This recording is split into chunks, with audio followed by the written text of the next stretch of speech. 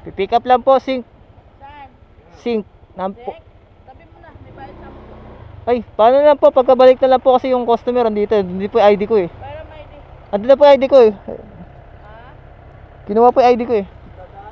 Gusto one way dito, tumabi ka muna. So good morning ulit mga biyad. Nakakuha tayo ng buko yung pamakati. So let's go. Punta natin yung CS natin. Usual thing na ginagawa natin, text muna natin. Pero since doon nagre-reply, so pupunta na natin. So magandang start. Long driver card pamakati. So sa Las Piñas. Pick up lang boss. Saan? For sink. Sink. Sing, bayad lang po ba yung sing? Wait, tatawagan ko muna. Mamaya, ano eh. Di ba pwede pagbalik? Parang po na may ID. Sila po magbabayad. Pagbaba ng tulay kanan. Thank you.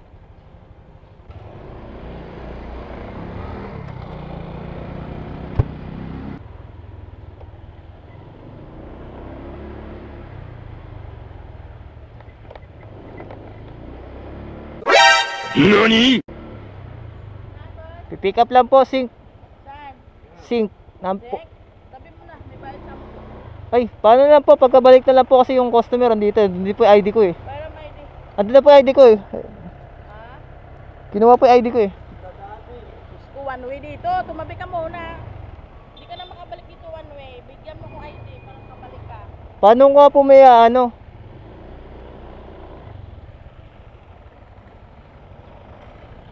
Andun nga po ID ko, kinuha oh. Kaya alam mo nga kasi sampo, alam naman nila yan. Kasi one way dito pabalik ka pa nga malayo.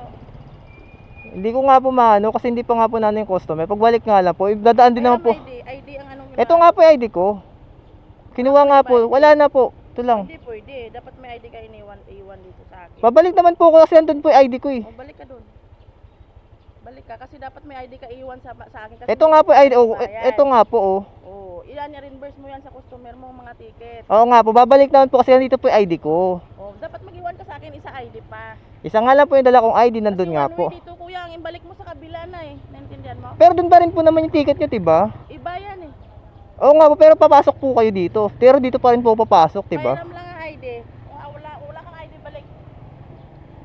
Yan lang ang inahingi ko ID. Kasi wala ka pang papambayad. Tawagan ko lang po yung customer.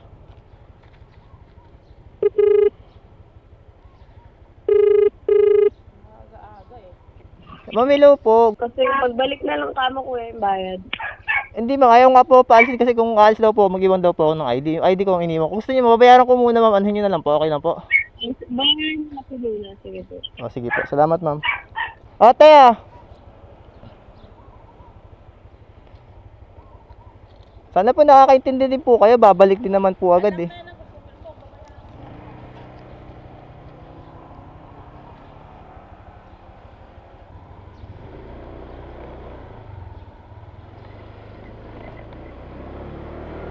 So alam niyo yung mga weird, yung hirap lang kasi ng natin.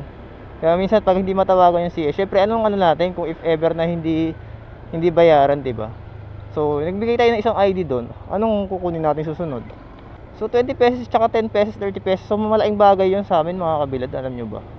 Sa mga rider. Tas ganun lang if ever na ma-cancel. So at least ito okay to, na-confirm natin na babayaran ng CS. So goods lang. Pero paano kung hindi? Yun yung point na hindi niyo naiintindihan kung bakit kailangan ma-pick up muna natin yung CS. Diba? Babalik naman tayo kasi nandun yung ID, hindi na lang naiintindihan yun.